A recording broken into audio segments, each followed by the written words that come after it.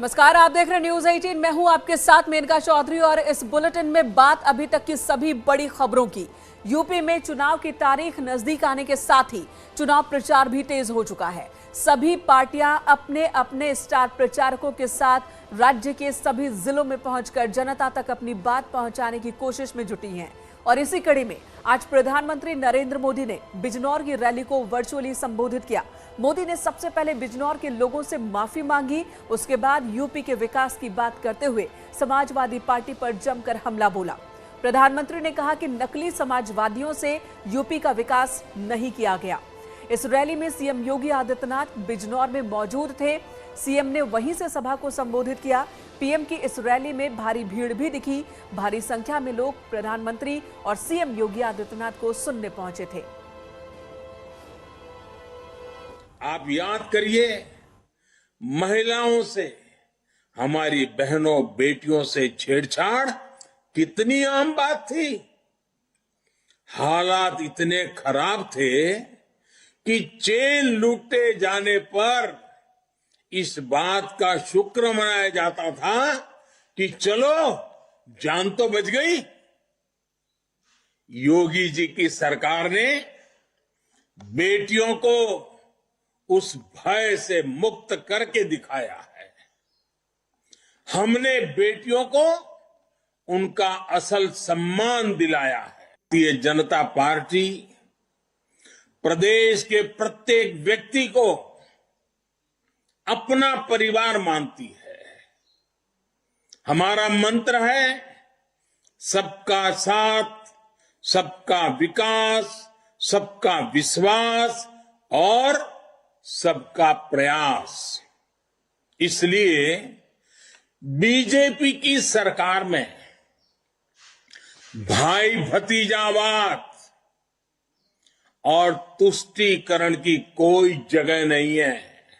भाजपा आएगी तो आपकी सुरक्षा होगी। ये आएंगे तो गुंडों के सपने पूरे होंगे।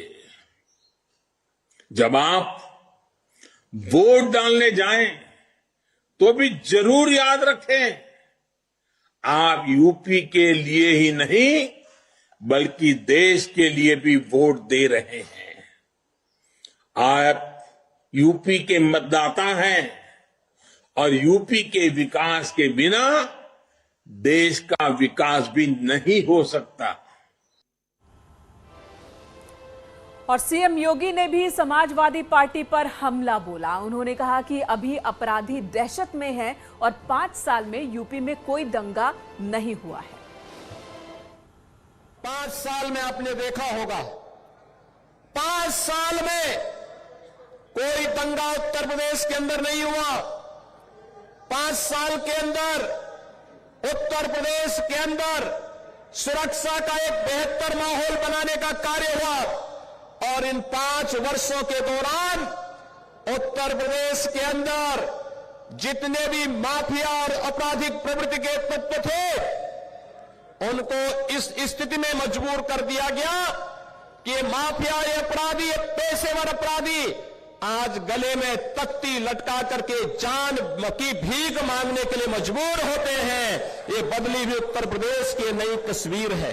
जो अपराधी खौफ और दहशत का एक माहौल बनाते थे, जिन अपराधियों के नाम से व्यापारी हो, सामान्य जन हो, किसान हो, बेटियां और माताएं हो, ये सब कांपती थी। आपने सत्ता बदलते ही आपके वोट की कीमत ने आज उन अपराधी और माफियाओं को गले में तख्ती लटकाते हुए और ये कहते हुए सुना होगा कि जान बकस दो, मैं ठेला चला करके पेट भर लूंगा लेकिन अपराध नहीं करूंगा। और उधर बिजनौर से मुजफ्फरनगर की खतौली पहुंचे सीएम योगी आदित्यनाथ ने वहां पर भी 2 लड़कों की जोड़ी पर एक तरह से हमला किया और कहा कि गर्मी वाले बयान को भी एक बार फिर से उन्होंने वहां दोहराया। मुजफ्फरनगर का दंगा हो रहा था, कबाल का बवाल हो रहा था, तब ये 2 लड़कों की जोड़ी कहां चली गई थी? तब तब ये दो लड़कों की जोड़ी गायब थी। एक लखनऊ से दंगा करवा रहा था और दूसरा दिल्ली से तमाशा देख रहा था। अपराधी पलायन कर रहा है और इसी अपराधी के पलायन से दोनों लड़के भी परेशान हैं कि अभी तक तो 5 वर्ष में अपराधी पलायन किए हैं। ऐसा न हो कि जनता जनार्दन अपना असली रूप दिखा करके इन दोनों लड़कों को हमेशा के लिए यूपी से ही पलायन करवा दे। से कहने के लिए आया हूं, इस चुनाव के पहले 4.5 वर्षों तक जो लोग बिलों में दुबके हुए थे, आज जब चुनाव की घोषणा के बाद फिर से बिल से निकल करके रेंगते हुए दिखा करके और फुफकार करके कुछ गर्मी दिखा रहे हैं, 10 मार्च के बाद इनकी गर्मी शांत हो जाएगी। और इधर प्रधानमंत्री नरेंद्र मोदी कल फिर वर्चुअल रैली को संबोधित करने वाले हैं। पीएम की ये रैली 5 बजे होगी, जिसमें रामपुर, बदायूं, संभल के बीजेपी कार्यकर्ता और समर्थक मौजूद रहेंगे। प्रधानमंत्री की रैली के लिए 150 से ज्यादा एलईडी लगाई जाएंगी।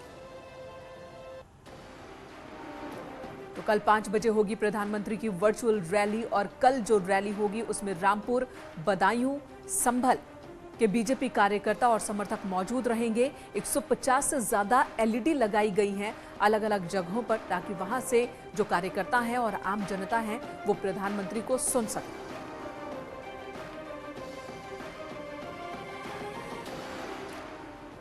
और कल का दिन बहुत ही महत्वपूर्ण होने वाला है, खासकर बीजेपी के लिए, क्योंकि बीजेपी कल अपना संकल्प पत्र जारी करेगी।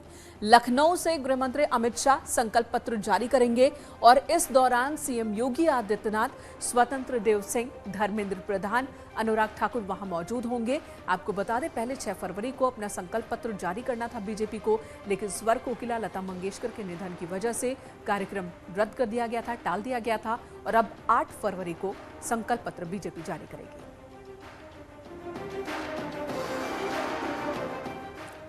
उधर समाजवादी पार्टी और आरएलडी का जो गठबंधन है वो भी धमाकेदार धुआंधार चुनाव प्रचार में जुटा हुआ है। समाजवादी पार्टी के अध्यक्ष अखिलेश यादव ने एक बार फिर बीजेपी पर निशाना साधा। अखिलेश ने दावा किया कि यूपी से बीजेपी का सफाया हो जाएगा और समाजवादी पार्टी का गठबंधन 400 सीट जीतेगा।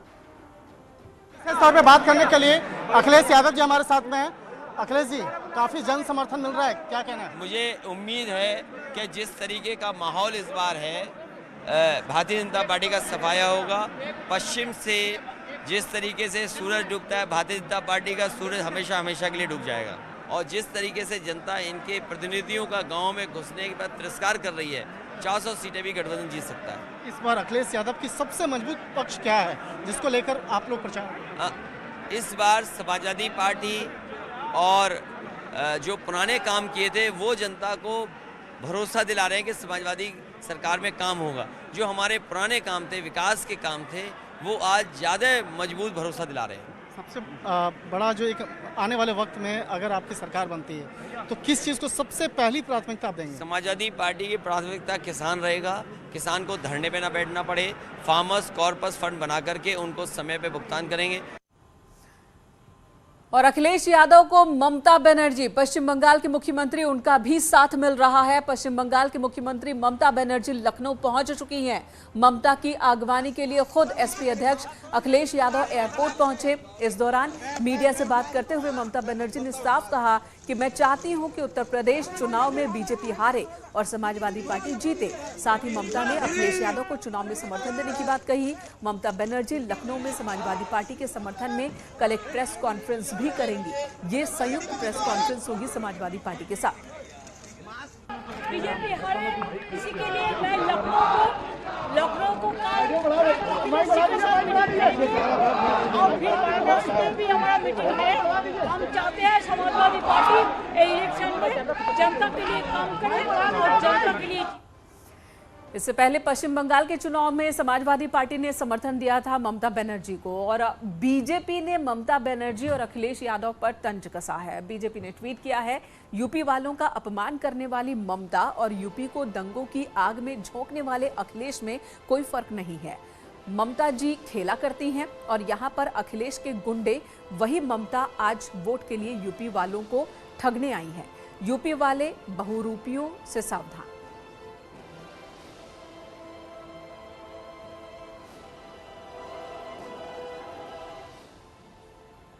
उधर बीएसपी अध्यक्ष मायावती बरेली की जनसभा से उन्होंने बीजेपी, कांग्रेस और समाजवादी पार्टी तीनों पर निशाना साधा। मायावती ने बीजेपी पर मुस्लिमों और ब्राह्मणों को प्रताड़ित करने का आरोप लगाया। वहीं समाजवादी पार्टी के शासन में गुंडाराज हावी होने की बात कही तो मायावती ने कांग्रेस पर गरीब और दलितों के शोषण का आरोप लगाया है। मायावती ने दावा किया कि इस बार 2007 की तरह ही बहुजन समाज पार्टी पूर्ण बहुमत के साथ सरकार बनाएगी। भाजपा सरकार में तो जो खासकर मुस्लिम समाज के लोगों में दहशत इनमें पैदा की गई है, डर, भय, दहशत, और ये हमेशा इस सरकार में ये महसूस करते रहे हैं कि कब इनके जान माल व मजहब को ये लोग क्षति पहुंचा दें। ये सब मुस्लिम भाइयों को मालूम है। तो काफी स्थिति खराब रही है धार्मिक अल्पसंख्यक समाज में से, खासकर मुस्लिम समाज की। वैसे तो समाज के अन्य वर्ग के लोग भी काफी दुखी रहे हैं, लेकिन इन्होंने विशेषकर मुस्लिम समाज को अपना निशाना बनाकर तो इनको काफी नुकसान पहुंचाया है। असदुद्दीन ओवैसी के काफिले पर हुए हमले पर गृह मंत्री अमित शाह ने आज राज्यसभा में मंत्रालय की तरफ से बयान दिया है और उन्होंने कहा कि वो ना तो हापुड़ में ओवैसी का कोई कार्यक्रम था और ना ही प्रशासन को उनके रूट की जानकारी दी गई थी। आखिर में अमित शाह ने अपील की है कि ओवैसी सरकार की ओर से दी जा रही सुरक्षा ले ले।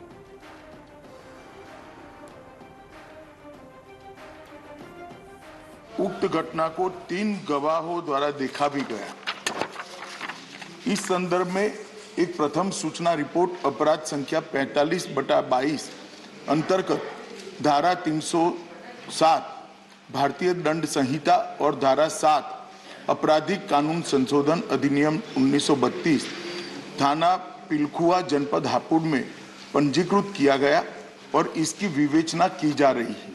श्री ओवैसी का जनपद हापुड़ में पूर्व से कोई कार्यक्रम नियत नहीं था और न ही आवागमन के बारे में कोई पूर्व सूचना जिला नियंत्रण कक्ष को भेजी गई थी। इधर लखनऊ में बीजेपी में शामिल हुए हैं कई नेता। समाजवादी पार्टी के पूर्व सांसद रघुराज शाक्य, 12 से पूर्व विधायक राम सेवक, रिटायर्ड जज जयमंगल शर्मा और रिटायर्ड आईएएस अरुण दुबे, जिन्होंने आज बीजेपी का दामन थामा। इस समारोह में डिप्टी सीएम केशव प्रसाद मौर्य भी मौजूद थे और इस मौके पर केशव प्रसाद मौर्य ने कहा कि विपक्ष में भगदड़ मची है। इन सभी राजनीतिक दलों में भगदड़ मची हुई और जिस प्रकार से भारतीय जनता पार्टी का ड्राफ्ट प्रतिदिन बढ़ रहा, जो हम लोग पहले दिन से कहते रहे हैं कि हम 2022 में 2017 दोहराएंगे, वह स्पष्ट चित्र सबके सामने दिखाई दे रहा। और जो श्री अखिलेश यादव जी एंड कंपनी जो बड़े बड़े दावे कि हम 400 सीटें जीत रहे हैं, आप सब मेरे मीडिया के मित्र यहाँ पर उपस्थित हैं, अब उनके मुंह से 400 शब्द कभी उनके मुंह से निकला था, अब वो निकलता दिखाई नहीं दे रहा है। वो डरे हुए हैं, घबराए हुए हैं और ऐसी अभद्र भाषा का प्रयोग मेरे उत्तर प्रदेश के युवाओं के लिए उन्होंने कल किया है। मैं उसकी कड़े से कड़े शब्दों में निंदा करता हूं और उस शब्द को मैं प्रयोग भी नहीं कर सकता, लेकिन कल जो उन्होंने शब्द प्रयोग किया उसके लिए उत्तर प्रदेश के नौजवानों से उन्हें क्षमा मांगनी चाहिए और इस प्रकार की भाषा उत्तर प्रदेश की जनता स्वीकार नहीं करेगी, बर्दाश्त नहीं करेगी। तो दावे सबके बड़े बड़े हैं। और इधर ट्विन टावर मामले से जुड़ी बड़ी खबर आपको बता दें, सुप्रीम कोर्ट ने नोएडा अथॉरिटी को 2 हफ्ते के अंदर टावर गिराने का आदेश दिया है। साथ ही इस मामले पर प्राधिकरण को 72 घंटे के भीतर एक बैठक बुलाने के भी आदेश दिए गए हैं। नोएडा सेक्टर 93 में ये ट्विन टावर है जो कि अवैध तरीके से जिसका निर्माण कराया गया और इसे गिराने के लिए सुप्रीम कोर्ट ने पहले ही आदेश जारी किया था, लेकिन नोएडा अथॉरिटी की ओर से इसमें बार बार अलग अलग वजहों से देरी हो रही है। अब सुप्रीम कोर्ट ने एक बार फिर सख्ती दिखाई है और 2 हफ्ते का वक्त दिया है ट्विन टावर को गिराने के लिए और इस सिलसिले में बैठक कल ही बुलाने का आदेश भी सुप्रीम कोर्ट की ओर से दिया गया है। यहाँ रुकेंगे एक छोटे से ब्रेक के लिए, तुरंत लौटेंगे, आप बने रहे हमारे साथ। एक बार फिर से सियासी दंगल बिजनौर में ही होने जा रहा है। यहाँ के नुमाइश ग्राउंड से रात 8 बजे चुनाव एक्सप्रेस एक बार फिर से मंच देने जा रहा है बिजनौर की जनता को कि वो आए, अपने मन की बात करें, सवाल पूछे और इन तमाम सवालों का जवाब हम अपने मेहमानों से लेंगे जो हमारे साथ रात 8 बजे चुनाव एक्सप्रेस पे न्यूज़ 18 उत्तर प्रदेश उत्तराखंड पे जुड़ने वाले हैं। तो कहीं मत जाइएगा, रात 8 बजे होती है आपसे मुलाकात। इस न्यूज हेडलाइंस के